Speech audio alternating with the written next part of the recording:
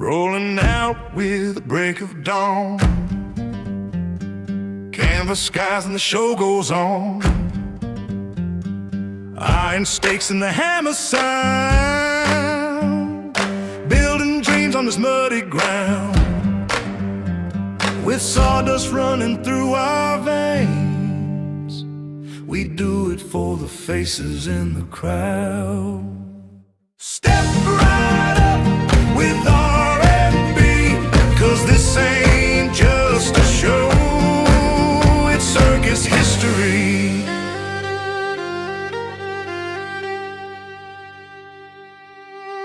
Howdy, everyone, and welcome to Off the Rail Podcast, your podcast for everything circus. We're your Off the Rail Ringmasters. I'm R. This is B. How you doing, B? Hey, how's it going, guy? Today's guest was the Blue Unit Trainmaster, Joe Colossa.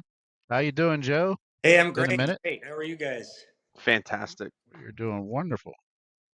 Awesome. So to get things kicked off, I guess our first question would be, what planted the seed to lead you to the circus? Being born into it. So I'm originally from New Britain, Connecticut, and I'm fourth generation in the circus. So I was born and raised around not only the circus, but also carnivals, rodeo, theater, and so on. Anything show business. But it was mainly the circus. And I spent a lot of time with my grandfather, with my mom's dad, and it was his side of the family that was the show side, the circus side. And he pulled me into it. It was really funny because when I was a kid, I was really digging it, And one day he just says to me, he says, Joe, when you grow up, I don't want you doing this, It's like, how could I help it? I fell in love with it, and I consider myself so lucky and so fortunate to have been in the circus and even the carnival business my entire life. It's fantastic. It's like one big family, And I know you guys would understand that. So. Oh, yeah. Yeah, wow, that's awesome. So, how did you end up becoming a train master for Ringling? So, go ahead. Sorry. Oh, no, go ahead.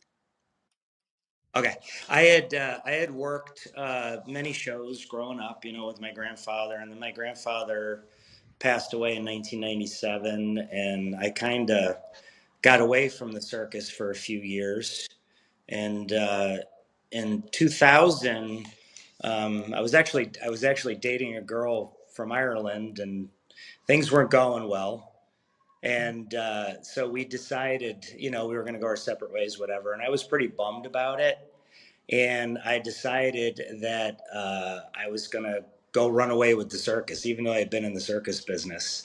And I went and worked on the Blue Unit. I told my mom, I said, I'm going to go work on the Blue Unit for a couple of months while it's in New England in the Northeast. And I need to clear my head. Nice. And I joined the show as a stockman, basically, on the Blue Unit and the concessions. And it took me 14 years to clear my head. So Oh, wow. yeah, I joined the Ringling show and I really loved it. I'm a big train fan, and I always enjoyed the circus train. And I actually traveled on the Blue Unit for a short time when I was younger, and I believe it was 1980. My uncle, Oh, wow. Wayne Piltz, he was working for Buckles Woodcock, the elephant trainer on the Blue Unit. And, everybody's got a nickname on the circus, or a lot of people do, so they called him Big Man. Right. And I got to go travel on the Blue Unit and, do some of the train runs. And I got friendly with the Trainmaster at the time. His name was John Hamrick. I was only about 10 years old. And Oh, wow. he let me shadow him and hang out with him while he loaded and unloaded the circus train. And I remember saying to him one day, I said, Mr. Hamrick, when I grow up, I'm going to be a circus train master. And I remember him patting me on the shoulder, and he said, "That's great, kid, but you'll probably change your mind 1,000 times before you grow up." I couldn't help but keep thinking about that, when I worked my way up into the train. So, but I joined the show in March of 2000 at Madison Square Garden in New York, and I actually started as a popcorn vendor. And Oh, for wow. 3 weeks that year that we played the Garden, I hustled the seats selling popcorn. And what's funny about that is my first 3 weeks working on the show, I actually made more money than I ever did the rest of the time. I Oh, was I bet.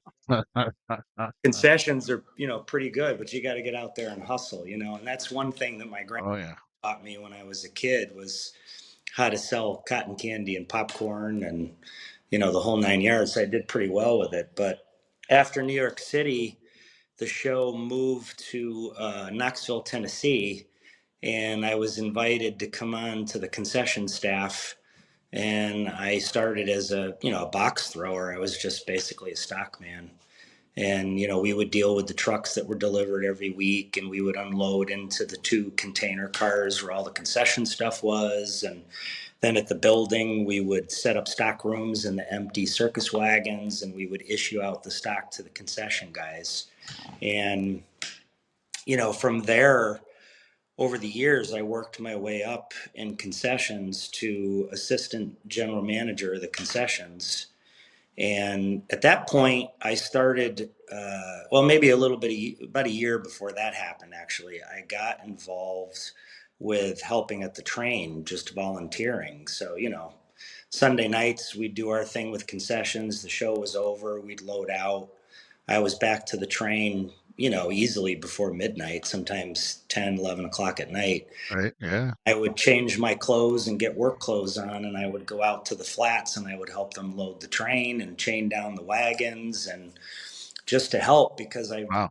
I really loved the train. I mean, it was really just my thing. I've loved trains since I was a kid, and I even built a model circus train when I was a little kid, growing up around the circus. Oh, nice. Yeah, it was just my thing. And at one point, the assistant, or excuse me, the train master that was on the Blue, his name was Keith Anderson. He told me at one point, because I had met him on the Red Unit, visiting the Red Unit, and he told me that, if I ever become train master over on the Blue, he said, I'll let you come on the train as my assistant. And I said, okay. I said, I'm going to hold you to it. Hmm. And about a year Right on. later, lo and behold, here comes Keith as the train master on the Blue.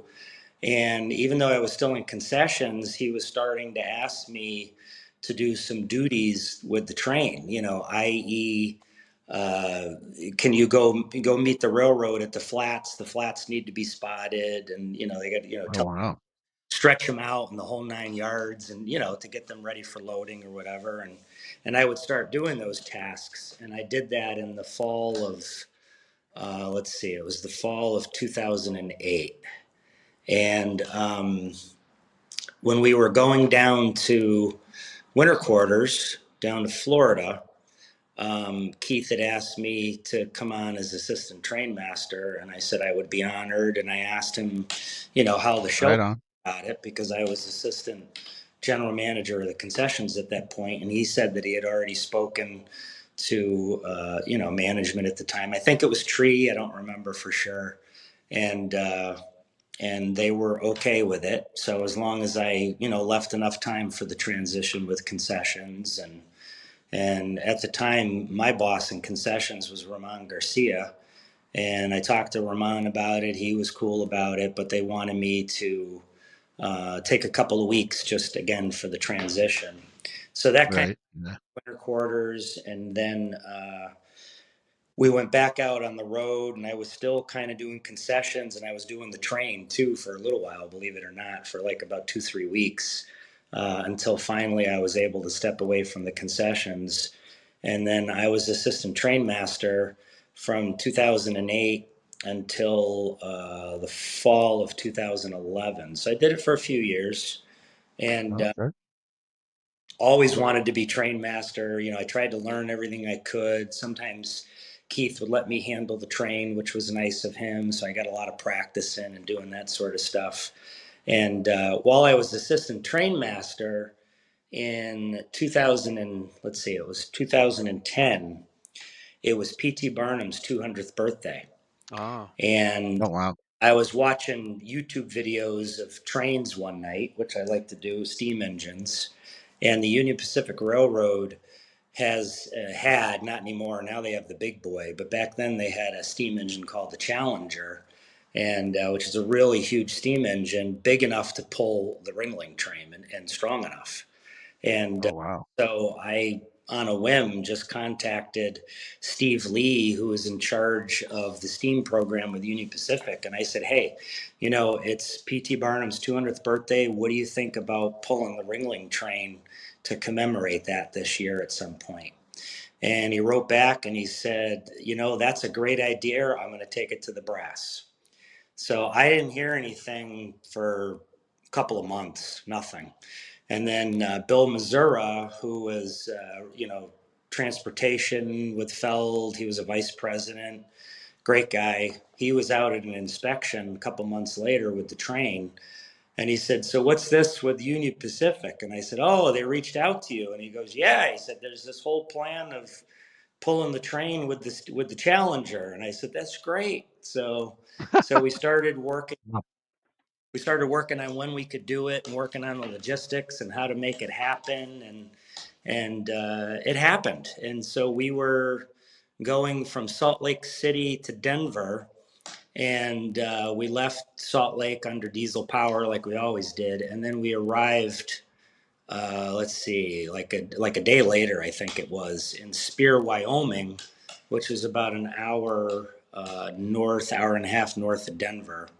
Very close to Cheyenne, Wyoming, which was the home base for the Challenger. And we arrived there at about 6 Oh, wow. a.m. And, the Challenger is such a big and powerful steam engine, and the whistle is so loud that they were starting out 10 miles away coming from the roundhouse, and we could hear the whistle blowing 10 miles away. Holy cow. Yeah, it was really cool.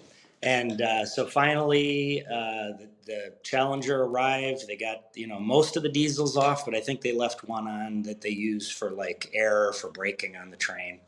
And the steam engine backed in and got coupled in. And I went over to the cab, and Steve Lee was there, the man that I had corresponded with. And he's a legend in the steam industry. And he's retired now. And actually, this trip that he did was his last trip. This was like his last hurrah with the Challenger, and then he was going to be retiring. So it was a really, big day for not only us, but for him also. Nice. Very nice. And I yelled up to Steve and told him who I was, and I asked him if I could ride in the cab. And he said, Joe, if it wasn't for you, we wouldn't be here today. We've got a seat for you. Come on up. Oh, yeah. Nice. And it was awesome. But what was really cool is I actually didn't sit too much because they gave me a job. So while I was up in the steam engine, not only was I, doing the train mastering and helping them with the train, the whole 9 yards, Keith let me do that day, even though I was just the assistant.